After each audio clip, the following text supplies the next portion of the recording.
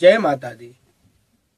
इस बार नवरात्रि बहुत ही अद्भुत आ रही है और अभी बहुत जल्दी ही नवरात्रि आने वाला है। इसमें आप लोगों को कुछ ऐसा उपाय मैं बता रहा हूं। उस उपाय को करके अगर आपके घर में आपस में मतभेद हो रहा हो, आपस में तनाव हो रहा है, परिवार में एक दूसरे व्यक्ति को दूसरा देखना नहीं चाहता है, आपस में बहुत ज्यादा विद्रोह हो गया हो, तो उसको बिल्कुल 1 मिनट में आप खत्म कर सकते हैं। बिल्कुल एक ऐसा उपाय बताऊंगा, उस उपाय से ऐसा वह सारा कष्ट, सारा परेशानी छू मंतर हो जाएगा। आपको छोटा सा उपाय करना है और लेकिन इस नवरात्रि में करना है। जैसे नवरात्रि रविवार को प्रारंभ हो रहा है, आपको नवरात्रि के तीसरे दिन करना है।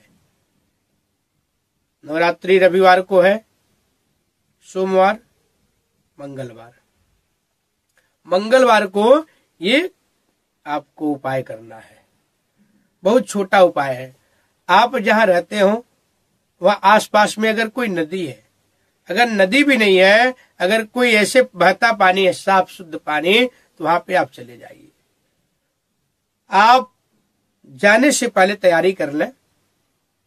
1 मीटर का लाल कपड़ा ले लें। करना है ये नवरात्रि में ही। 1 मीटर का लाल कपड़ा ले लें, 5 गुलाब का फूल ले लें, 5 सुपारी ले लें और 1 पीतल का सिक्का ले लें और थोड़ा सा दुर्वा घास ले लें। फिर आप नदी के सामने जाकर के, नहर जो हो, मतलब बहता पानी होना चाहिए, वहां जाइए, पूरब की तरफ मुंह करके खड़ा हो जाइए, कपड़ा को बिछा लीजिए। फिर 1-1 पुष्प माला अपने हाथ में ले लें। पुष्प हाथ में लेकर के खड़े हो जाए, पूरब की तरफ खड़े होकर के 2 मंत्र बोलना है। मैं मंत्र बोल रहा हूं, ध्यान पूर्वक सुनिए। उस मंत्र को बोल करके पहले 1 पुष्प हाथ में लीजिए, फिर उस पे मंत्र बोलने के बाद माथे से लगा के मनोकामना बोल के जो कपड़ा बिछा उस पे फूल चढ़ा देंगे। ध्यान से मंत्र सुनिए और इस मंत्र को बोल के पुष्प चढ़ाना है आपको। ओम श्री गुरुभ्यो नमः। ओम श्री वेद पुरुषाय नमः।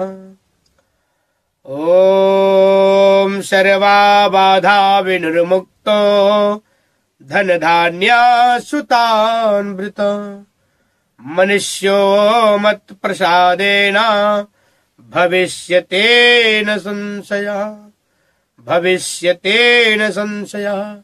इस मंत्र को बोलना है। दूसरा जो मंत्र है वो भी आप ध्यान से सुन लीजिए। उस मंत्र को बोलिए।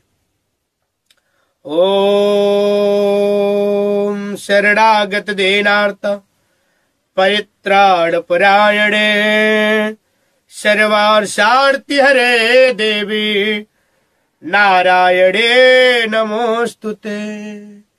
इस मंत्र को बोल करके 1 गुलाब का पुष्प लाल कपड़े पे चढ़ा दे।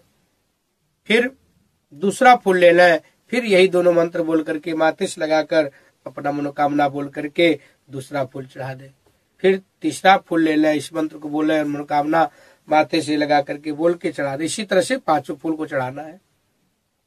फिर उसके बाद आपके पास जो पीतल का सिक्का है माथे से लगा लें और अपने ऊपर से 9 बार घुमा करके उस लाल कपड़ा में डाल दें। फिर आपके पास जो और सामग्री है सब उसमें डाल दे माथे से लगाकर।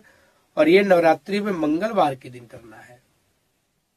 इस नवरात्रि में माँ भगवती दुर्गा जी गज पे सवार होकर के आ रही है, हाथी पे सवार होकर के आ रही है, जो कि बहुत अच्छा माना जाता है, बहुत शुभ माना जाता है। तो आप इसका लाभ अवश्य लें। साथ ही साथ हमारे चैनल को सब्सक्राइब, लाइक, शेयर करते रहे। मैं ये भी बता देता हूं इस बार नवरात्रि कब प्रारंभ हो रहा है।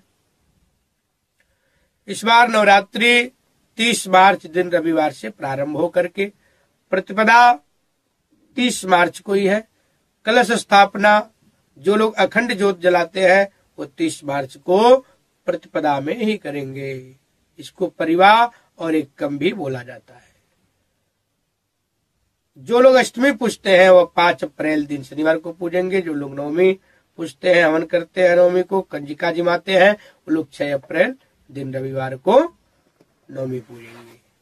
तो आप लोग जब पूरा सामग्री लाल कपड़े में चढ़ा देंगे, उसका पोटली बांधे और फिर माथे से लगा करके माता रानी का स्मरण करें। अपने इष्ट देवी या देवता का, जिसको आप विशेष मानते हैं, हर समय हर क्षण याद करते हैं। जब भी आपके ऊपर कोई संकट आता है तो जिस देवता को ज्यादा आप पुकारते हैं उनका अपने मन में स्मरण करना है, उनसे प्रार्थना करके वह पोटली बहते हुए जल में छोड़ देना है।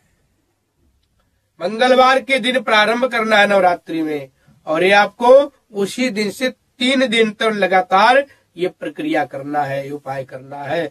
मैं कहता हूँ ये उपाय जैसे पहली बार करेंगे, आपके घर में जो भी तनाव है, जो भी एक दूसरे से मतभेद है, विद्रोह है, ये उसी दिन ही समाप्त हो जाएगा। इतना ज्यादा ये शक्तिशाली उपाय है, इतना ज्यादा पावरफुल उपाय है। मैं तो कहता हूँ इस उपाय को करने से बड़े से बड़े कार्य हो जाते हैं, जो बहुत दिनों से रुके हुए कार्य हैं। और ये प्रैक्टिकल किया हुआ है, इसका कई बार हम लोग बिल्कुल करके देखे हैं। तो आप लोग इसका लाभ अवश्य उठाएं। इसका एक बार जरूर उपाय करके आप इसका लाभ लें। मैं कहता हूं 100 नहीं 200% इसका फल मिलता ही मिलता है।